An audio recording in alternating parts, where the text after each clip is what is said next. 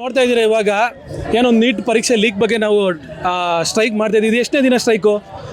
More than 30 days, 30 ದಿನ ಮೇಲಾಯಿತು. ಯಾರಿಗಾರ ಭಯ ಇದೆಯಾ?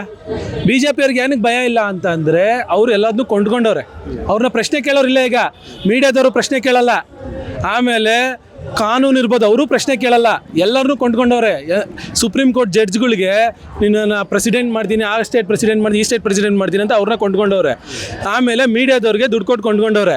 ಇವ್ರಿಗೆ ಏನಂತಂದರೆ ಯಾರು ಭಯನೂ ಇಲ್ಲ. ಇವ್ರಿಗೆ ಯಾರು ಸ್ಟ್ರೈಕ್ ಮಾಡ್ಕೊಳ್ಳಿ, ಏನೋ ಇದು ವೆರಿ ಸಿಂಪಲ್. ಇದು ಎಂಥ ಮೂರ್ಖನ್ಗಾದ್ರೂ, ಎಂಥ ಅನ್ಎಜುಕೇಟೆಡ್ ಮೂರ್ಖನ್ಗಾದ್ರೂ ಅರ್ಥ ಆಗುತ್ತೆ. ಏನಂತ ಅಂದರೆ ಈಗ ಪೇಪರ್ ಲೀಕ್ ಆಗಿದೆ, ಅದ್ರ ರೆಸ್ಪಾನ್ಸಿಬಿಲಿಟಿ ಒಬ್ಬ ತಗೋಬೇಕು. ನಮ್ಗೇನು ಅಂತಂದರೆ ನಮಗೆ ನ್ಯಾಯ ಬೇಕಷ್ಟೇ. ಅದು ನೀನಾಗಿರ್ಬೋದು, ನಿಮ್ಮ ಅಪ್ಪ ಆಗಿರ್ಬೋದು, ಮೋದಿ ಆಗಿರ್ಬೋದು, ಮೋದಿ ಅವ್ರ ಅಪ್ಪ ಆಗಿರ್ಬೋದು, ಅವನು ಒಬ್ಬ ಇಲ್ಲಿ ದೇಶದಲ್ಲಿ ಒಬ್ಬ ವ್ಯಕ್ತಿ ಅಷ್ಟೇ. He is also one of the citizen, I am also one of the citizen. We both have a same power. ಅವನಿಗೂ ಅದೇ ಅಧಿಕಾರ ಇದೆ, ನನಗೂ ಅದೇ ಅಧಿಕಾರ ಇದೆ. ನಾನು ಅದೇ ಪ್ರಶ್ನೆನ ನಾನು ಕೇಳ್ತಾ ಇದ್ದೀನಿ. ಇದು ನಮ್ಮ ಅಪ್ಪಂದು ಅಲ್ಲ. ನಾನು ತಪ್ಪು ಮಾಡಿದ್ರೆ ನನ್ನೂ ಒಳಗಾಕ್ರಿ, ಅವ್ರು ತಪ್ಪು ಮಾಡಿದ್ರೆ ಅವ್ರನ್ನೂ ಒಳಗಾಕ್ರಿ. ಈ ದೇಶನ ನಾವು ಮುಂದಿನ ಪೀಳಿಗೆ ಕರ್ಕೊಂಡು ಹೋಗ್ಬೇಕು. ಅವತ್ತಾಯಿತು ಇವತ್ತಾಯಿತು. ನಿಮ್ಮ ಕಾಂಗ್ರೆಸ್ ಸರ್ಕಾರದಲ್ಲಿ ಮಾಡಿದ್ರೆ, ಅವ್ನ ಸರ್ಕಾರದ ಬ್ರಿಟಿಷ್ ಸರ್ಕಾರದಲ್ಲಿ ಮಾಡಿದ್ರೆ, ಬರೀ ಈ ಥರ ಹಾಸ್ಯಾಸ್ಪದ ಉತ್ತರಗಳನ್ನು ಅವರು ಕೊಡ್ತಾರೆ ಹೊರತು ಅವರು ಈಗ ಆಗಿರೋ ಪ್ರಾಬ್ಲಮ್ನ ಸೊಲ್ಯೂಷನ್ ಕೊಡಲ್ಲ. ಆಯಿತು, ಅವತ್ತಾಯಿತು, ನಾಳೆ ಆಗಬಾರ್ದಲ್ವಾ? ನಾಳೆ ಆಗಬಾರ್ದಂದ್ರೆ ಏನು ಮಾಡಬೇಕು? ಇವತ್ತು ಏನು ಮಾಡಬೇಕು? ಕೂತು ಇದನ್ನೆಲ್ಲ ಮಾಡಿದ್ರೆ, ಅವ್ನು ರಿಸೈನ್ ಮಾಡಿದ್ರೆ ಇದು 4 ಜನಕ್ಕೆ ಮಾದರಿ ಆಗುತ್ತೆ ನಮ್ಮ ದೇಶಕ್ಕೆ. ಏನಂದ್ರೆ ನೆನ್ನೆ CT ರವಿ ಅವರು ವಿಧಾನಸೌಧದಲ್ಲಿ ಮಾತಾಡ್ತಾ ಏನು ಹೇಳಿದ್ರು, ಮುಸಲ್ಮಾನರಿಗೂ ಮುಲ್ಲಾಗಳಿಗೂ ನೀಟು ಏನು ಸಂಬಂಧ, ಅವ್ರು ಯಾಕೆ ಬರ್ತಾರೆ ಅಂತ ಕೇಳಿದ್ರು. ಇದ್ರ ಬಗ್ಗೆ ತಾವೇನು ಹೇಳಿದ್ರು? ಈ CT ರವಿ ಇದೇನೋ ಗೊತ್ತಾ, ಇವನ್ ತಲೆಯಲ್ಲಿ ಮೆದ್ಲಿಲ್ಲ. ಇವನ್ ತಲೆಯಲ್ಲಿ ಇರೋದು ಒಂದೇ, ಹಿಂದೂ ಮುಸ್ಲಿಂ ಅಷ್ಟೇ.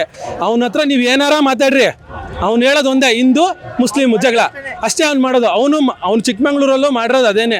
ಬಾಬಾ ಬುಡಂಗಿರಿಯಲ್ಲಿ ಏನೊಂದು ಮುಸ್ಲಿಂ ಅವ್ರದ್ದು ಒಂದು ದರ್ಗಾ ಇದೆ, ದತ್ತಪೀಠದ ದರ್ಗಾ, ಅಲ್ಲಿ ಅವನು ಬರೀ ಬೆಂಕಿ ಹೆಚ್ಚೋ ಕೆಲಸವನ್ನೇ ಅವ್ನು ಮಾಡ್ಕೊಂಡು ಬಂದಿರೋದು. ಅದಕ್ಕೆ ಈ ಸಲ ಅವನನ್ನು ಸೋಲಿಸಿದ್ದಾರೆ. ಈಗ ಅವನಿಗೆ ಮಾತಾಡೋಕ್ಕೆ ತಲೆಯಲ್ಲಿ ಬುದ್ಧಿ ಇಲ್ಲ ಅವನಿಗೆ.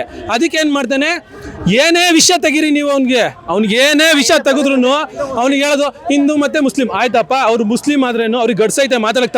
ತಪ್ಪು ಅನ್ನೋಕ್ಕೆ ನಿನಗೆ ಗಡ್ಸೈತಾ? ನಿನಗೆ ಗಡ್ಸಿದ್ಯಾ ಮಾತಾಡೋಕ್ಕೆ?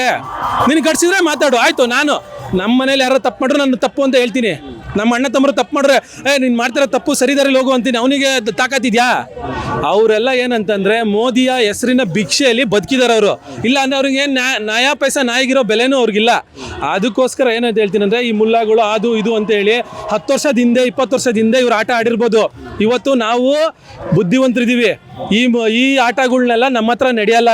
ಅವ್ರದ್ದು ಏನಿದೆ ಅಂತಂದರೆ ಹಿಂದೂ ಮುಸ್ಲಿಂ ನಾವೆಲ್ಲ ಒಂದುಗೂಡಬೇಕು. ಹಿಂದೂ ಮುಸ್ಲಿಂ ಅಂತ ಅಲ್ಲ, ಹಿಂದೂ ಮುಸ್ಲಿಂ ಕ್ರೈಸ್ತ ಸಿಖ್ ಬುದ್ಧ ಎಲ್ಲರೂ ಒಂದುಗೂಡಬೇಕು. ನಮ್ಮ ದೇಶನ ಒಂದು ಸುಸರ್ಜಿತವಾದಂಥ ದೇಶ ಮಾಡಬೇಕು.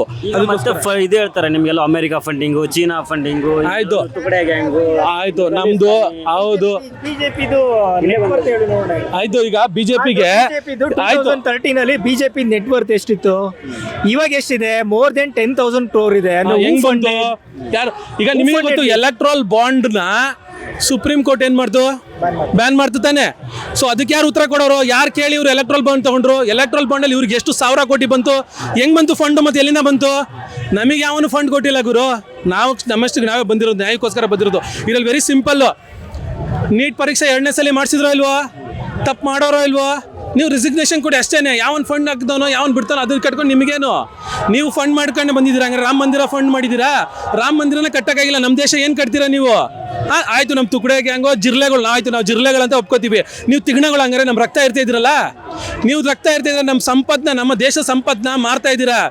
ಯಾರಿಗೆ ಮಾರ್ತಿದ್ದೀರಾ? ಅದಾನಿ ಅಂಬಾನಿಗಳಿಗೆ ಮಾರ್ತಾ ಇದ್ದೀರಾ. ಹಂಗಾರೆ ನೀವು ತಿಗಣಗಳ, ನೀವು ತಿಗಣ ಅಂತ ಒಪ್ಕೊಳ್ರಿ. ಅವಾಗ ನಾವು ಜಿರ್ಲೆ ಅಂತ ಒಪ್ಕೊತೀವಿ.